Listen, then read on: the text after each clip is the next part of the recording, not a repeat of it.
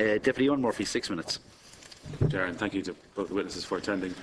Just, Mr Vaughan, if I could ask a question in relation to the written opening statement that you gave us. You mentioned that it should be noted that in specific cases editorial positions have remained consistent, even when significant advertising clients object to articles concerning them and threaten to withdraw their business. So how would that have come about? Would an advertiser have gotten in touch with you directly, or...? Not directly, but it could come through a reporter who was on to, who might have been in touch with the company. But they were few and far between now. Okay. But so you mentioned specific cases and few and far between. But so, to your recollection, it's when it would have been through a reporter saying that they had written a story and an advertiser had complained to them, the reporter, about the story they had written? Yes. Yeah. It didn't come from, it wouldn't have come from, I don't think myself and Tom Murphy ever had a conversation like that. But it can come back to you, or it could have come from the commercial manager saying that they were unhappy with the article, and they're threatening to pull their spend. Okay, and that could have come from either a reporter or a commercial manager? Or the advertising manager, or somebody from the advertising department. So they would have complained? There would be a lot of touch points between the client and the company. If I may interject there, Chairman, it wouldn't be unusual for an advertiser, I won't say that it happens often, but it can happen, that they would be unhappy. They may be unhappy with the position in the paper that the advertisement was held in. They may be unhappy with the wording of it. They may be unhappy with some editorial coverage relating to it. They may be unhappy that they didn't get an adequate or an appropriate response to the advert, or that they didn't get the price that they were seeking. And it may be the case that they would threaten to withdraw their advertising if they did. But I come back to the point that I made earlier, which is that people typically don't advertise for the benefit of the newspaper. They advertise for their own benefit, because a mutually beneficial transaction. I'm not talking about where a company might have not been happy with the position because it was on the left page rather than the right, and they didn't get enough hits or enough sales. I mean, where an advertiser had an actual problem with the editorial in the paper. And that view would have been conveyed to you on a couple of occasions at least. It wouldn't have been unusual. From the very first time I started in journalism, I came up against this. So it's not unusual, but you hold the line, you hold the editorial line. As an editor, was it ever conveyed to you by someone more senior to you in the paper? No. Okay. That's just not. And you wouldn't have thought that it would have had any kind of a chilling effect? It has never happened.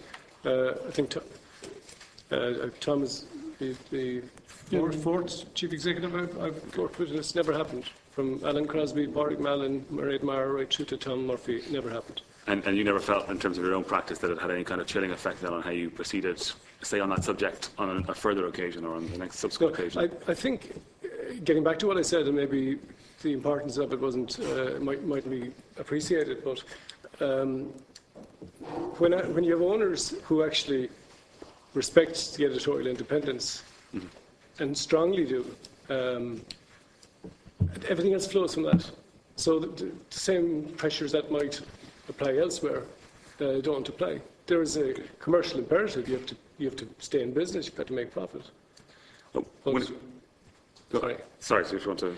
But I enjoy that privilege, and so therefore I don't come under that pressure.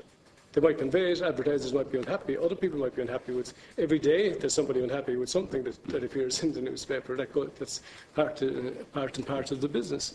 But you do what you do, and you hold the editorial line. Mr. Vaughan, when it comes to then publishing the newspaper each day and deciding the page layout, do you decide what ads go where?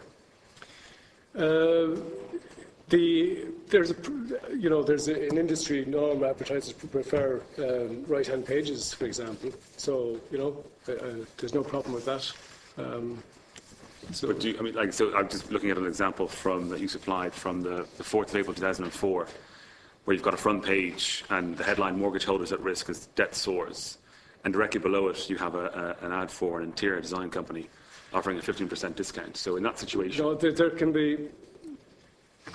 can be sometimes very unfortunate juxtapositions of editorial and advertising. An advertiser would, that would be under our old computer system, They book an ad in. It's defined shape. There might be a half page, a quarter page ad. You don't see what the ad is, maybe until 6 o'clock in the evening.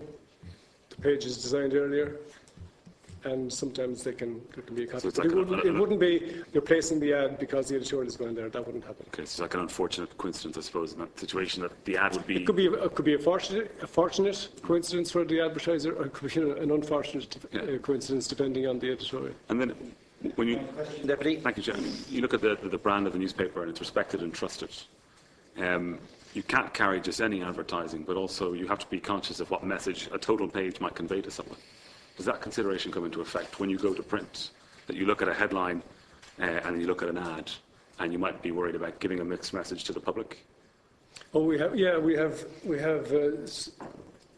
would be pretty routine, and depending at the stage in the production process, because as you can imagine, it's pretty intense, deadline-driven process as the day progresses. And if it becomes apparent to somebody there's a bad juxtaposition here, then either the ad will change or the editorial will move to a different page, a different position. Okay. I don't know if that's answering your question or not. It is a bit, because I'm talking about the overall impression that the paper might give, because at the end of the day, it's still a newspaper. You know, presenting news. It's not a vehicle for selling things. No. So I'm interested to know that the editorial takes a primary position if that conflict appears. Yeah, absolutely, yes. So it wouldn't be a question of moving a story to suit an advertisement. If, say, someone had booked in the front page, bottom right-hand corner, great position that costs a lot of money. Like we've had occasions where we have forfeited, excuse me, we've forfeited revenue by clearing the front page of advertising when advertising was booked in. Because the advertising didn't fit with the editorial. Or we wanted a more impactful front page.